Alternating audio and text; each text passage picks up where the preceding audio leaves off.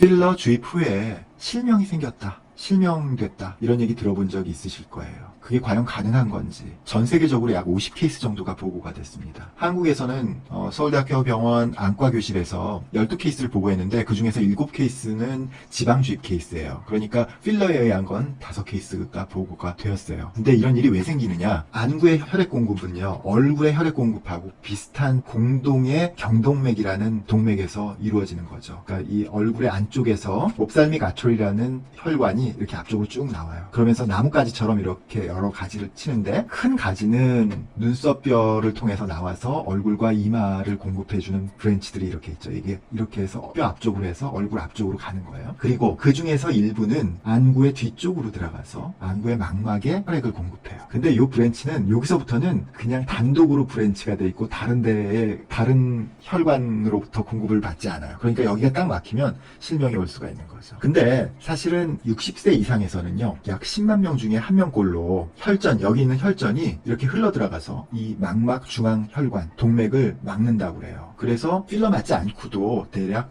10만 명 중에 1명 정도가 실명이 있게 되는 원인이거든요. 특히 무슨 당뇨가 있다든지 동맥경화가 심하시다든지 혈전이 많으시다든지 이런 분들에서 이런 있는 일이죠. 마치 뇌졸중하고 비슷한 현상이거든요. 그래서 이런 현상이 생기는데, 필러의 경우에 어떤 경우에 이런 일이 있느냐? 사실 이제 필러를 얼굴에다가 여기다 맞는단 말이죠. 근데 여기서 맞은 필러가 이렇게 가서 이렇게 가진 않아요. 왜냐하면 이 동맥이라는 것은 이쪽에서부터 이렇게 앞쪽으로만 흐르는 거지 혈류가 뭐 여기 갔다 이렇게 왔다 갔다 하지 않거든요. 마치 우리 수돗물이 한 방향으로만 흐르지 수돗물이 반대로 흐르는 경우는 없잖아요. 그런데 어떤 일이 있을 수가 있냐면요, 여기서 큰 혈관에다가 필러를 확 집어넣었단 말이죠. 그러면 일시적으로 일로 가는 혈류가 딱 막혀. 그러면 여기서부터 여기까지의 압력이 굉장히 높아지는 거죠. 그 순간에 여기 있던 혈전이 딱 떨어져서 여기 가는 거예요. 그러니까 마치 여기서 주사한 거에 이렇게 삥 돌아서 들어가서 이걸 막는 게 아니라, 여기서 주사한 필러가 이 앞쪽 얼굴 쪽의 혈관을 막으면 일시적으로 혈압이 높아져서 이쪽에 있는 혈전에 의해서 망막 중앙 혈관을 막는 이런 사고가 날 수가 있다는 거죠. 그래서 혈관을 잘 찾아내야 된다는 거예요. 혈관을 피해서 주사를 놔야 된다는 거죠. 이게 이제 아큐베인이라고 해서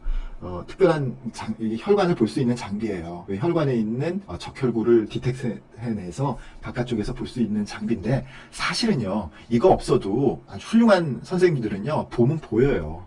혈관 보이고, 또 기본적으로 어디로 우리가 혈관들이 나오는지, 큰 혈관들이 나오는지 알고 있어요. 다. 눈썹 바로 밑이라든지 이 앞쪽 코너라든지 코뼈의 사이드라든지 이렇게 혈관들이 나오는 장소가 있어요. 또 그게 보이기도 해요. 왜냐면 맥박이 뛰니까 또 만져지기도 하고. 그렇기 때문에 아주 경험 많고 실력 있는 선생님들은요, 그걸 피해서 잘 놀 수가 있어요. 어쨌든 뭐 이런 기계를 이용하든지 저희 병원 이런 장비를 통해서 좀 더 세심하게 배려를 한다고 저희는 자부하고 있는데, 어쨌든 좋은 선생님인 경우에는요, 이거 없이도 잘 해요. 우리 병원은 좀 더 아주 단단하게 안전을 기하기 위해서 저희는 이렇게 하는 거고요. 우리 조직, 그러니까 조직은 삼겹살 아시죠? 삼겹살이 뭐예요? 맨 바깥쪽에는 피부고 그 안쪽에는 지방이고 근육이고, 이게 삼겹살이거든요. 우리 조직은 이렇게 여러 레이어가 있어요. 그 중에서 혈관이 지나다니는 레이어가 있다고. 큰 혈관이 다니는 레이어가 있어요. 그러니까 아무데나 혈관이 있는 게 아니, 큰 혈관이 있는 게 아니에요. 그러니까 우리가 손 같은 데 베었을 때도, 어디 이렇게 살을 베었을 때도 피가 안 나는 경우가 있어요. 그거는 이제 혈관이 없는 층이 다친 거지. 바로 이 층별로, 깊이와 층별로 혈관이 없는 곳에 주사를 해야 하고, 혈관이 없는 위치에 주사를 해야 되는 거죠.